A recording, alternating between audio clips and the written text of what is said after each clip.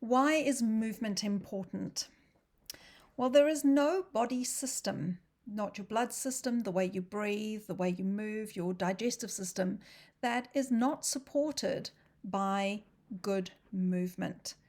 If we don't move enough, things in our body stagnate. We get stiffer, we become less flexible, we become less fit, and our health suffers accordingly.